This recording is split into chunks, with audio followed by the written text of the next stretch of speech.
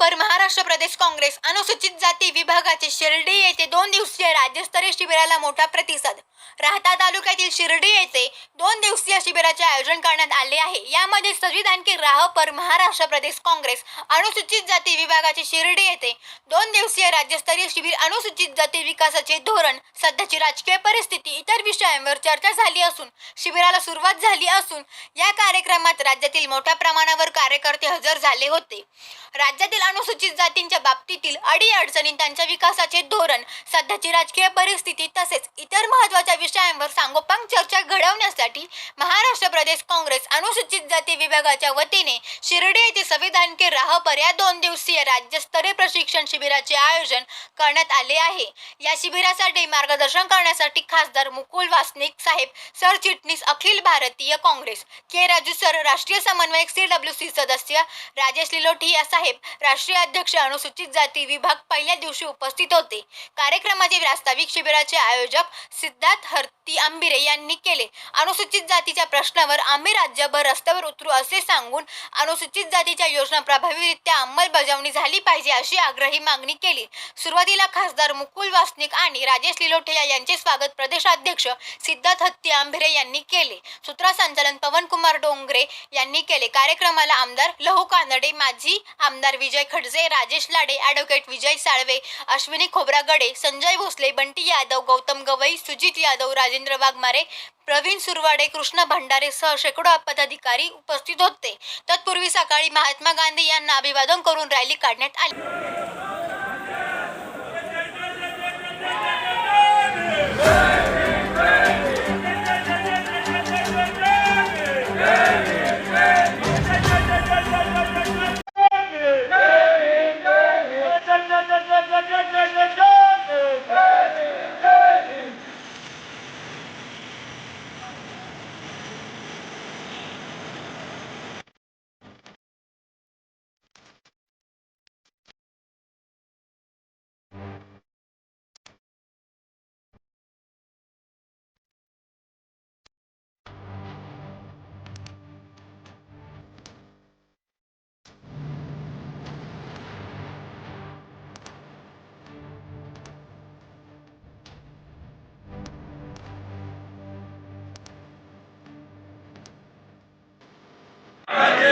भारताचे सार्वभौम समाजवादी धर्मनिरपेक्ष लोकशाही गणराज्य घडवण्याच्या व त्याच्या सर्व नागरिकांस सामाजिक, आर्थिक व राजनैतिक विचार, अभिव्यक्ती विश्वास, श्रद्धा व उपासना यांचे स्वातंत्र्य, दर्जाची व संधीची समानता निश्चितपणे प्राप्त करून देण्याचा आणि या सर्वांमध्ये व्यक्तीची प्रतिष्ठा, राष्ट्राची एकता आणि एकात्मता यांचे आश्वासन देणारी बंधुता प्रवर्धित करण्याचा संकल्पपूर्वक निर्धार करून आमच्या संविधान सभेत दिनांक 26 नोव्हेंबर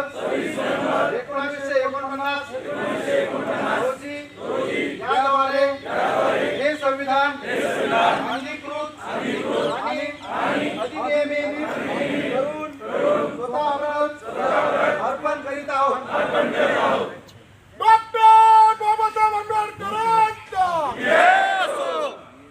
आहे की ज्याच्या माध्यमातून हे स्पष्ट दिसतं आहे की भारतीय घटनेमध्ये ज्या प्रमुख बाबींचा समावेश आहे, प्रस्तावनेमध्ये ज्या प्रकारच्या भारताची कल्पना, ज्याची व्याख्या आपण केलेली आहे, त्या तशा प्रकारच्या भारतासमोर एक प्रचंड मोठं आव्हान या भारतीय जनता पक्षाच्या सरकारच्या कामकाजातून उभा झालं।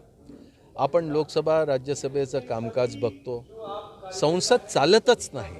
जिथे संसद चालणार नाही, विचाराचं आदान प्रदान होणार नाही, विरोधी पक्षाची काय भूमिका आहे हे सरकार समजून घेण्याचा प्रयत्नच करणार नाही, पंतप्रधान विरोधी पक्षाच्या प्रश्नांना उत्तर देण्याकरता कधी आपली तयारी ठेवणार नाही, तर ही कशा प्रकारची संसदीय लोकशाही आहे?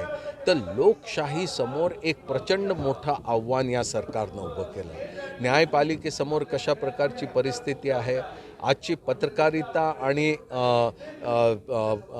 वेगवेगळ्या चॅनल्सच्या कामाच्या संदर्भात सांगण्याची आवश्यकता नाही. हे नाव किती प्रचलित होऊन गेलं की गोदी मीडियाचा अर्थ काय झाला की जे शासनाच्या दबावामुळे वस्तुस्थिती लोकांसमोर सांगत नाही अशा प्रकारच्या मीडियाला आज गोदी मीडिया म्हणत आहे आणि त्याचं प्रमाण देशामध्ये प्रचंड वाढलं आहे. आर्थिक परिस्थिती बघा कशा प्रकारची झाली, कशा प्रकारे महागाई वाढलेली आहे, कशा प्रकारे उपेक्षित वर्गावरती अन्याय होत आहे, कशा प्रकारे महिलांवरती अन्याय होत आहे.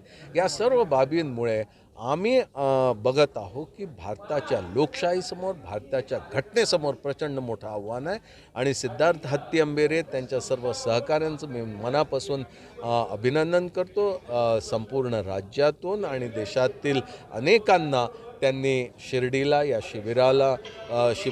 शिबिरार्थींसमोर बोलण्याकरता बोलवलेलं आहे. याचा निश्चितपणे फायदा होईल आणि महाराष्ट्राच्या राजकारणामध्ये फरक पडेल. दुसरीकडे पाहिलं तर प्रकाश आंबेडकर हे शिवसेनेबरोबर आलेले आहेत, त्यांना आघाडीतही यायचं आहे, मात्र काँग्रेसने अद्याप त्यांना होकार दिलेला नाहीये. कुठेतरी इंडियाची ताकद वाढेल प्रकाश आंबेडकर आघाडीत आले तर, इंडिया आघाडीत, किंवा मतविभाजनाचा जो फटका आहे तो काँग्रेसला बसला नाही आगामी काळात. बघा आता ज्या वाटाघाटी आणि ज्या चर्चा याच्या संदर्भात होतात त्या एका वेगळ्या स्तरावरती चर्चा होतात आणि त्या चर्चेचा शेवटचा निर्णय काय होतो, त्याचं निष्पन्न काय निघतं ते झाल्याशिवाय मी त्याच्यावरती काहीतरी वाच्यता करणं हे काही बरोबर होणार नाही. मात्र आंबेडकर आपल्या बरोबर आले इंडिया आघाडीत तर त्याचा फायदा आघाडीला होईल का? बघा मी आपल्याला सांगितलं की कुठल्याही चर्चा अशा शून्यामध्ये होणार नाही. ज्या चर्चा ज्या स्तरावरती होतात आहे त्याला अंतिम टप्प्यापर्यंत पोचू द्या आणि त्या पोचल्यानंतरच याच्या संदर्भात काय आहे ती परिस्थिती शेवटचा प्रश्न, आपल्याला इंडिया आघाडी आता एक मोठा विकल्प ठरतोय देशासाठी, मात्र जागा वाटपाचा बाबत ज्यावेळेस प्रश्न निर्माण होतील त्यातून कसे मार्ग काढले जातील? एवढे पक्ष शिर्डी लोकसभेची जागा देखील काँग्रेसच मागणी करते आहे, कारण काँग्रेसची आहे तर ती उद्या बघा प्रत्येकाला इंडिया या आघाडीमध्ये जो पक्ष आहे त्या सर्वांना आपापल्या पद्धतीने जागेंच्या मागण्या करण्याचा अधिकार आहे. पण शेवटी या संदर्भात बसून एकमेकांसमोर बसून चर्चा केल्यानंतरच काहीतरी निर्णय निघेल आणि मला खात्री आहे की जेव्हा उद्दिष्ट काय आहे आपण सर्वांनी ठरवल्यानंतर मार्ग तर निघेलच.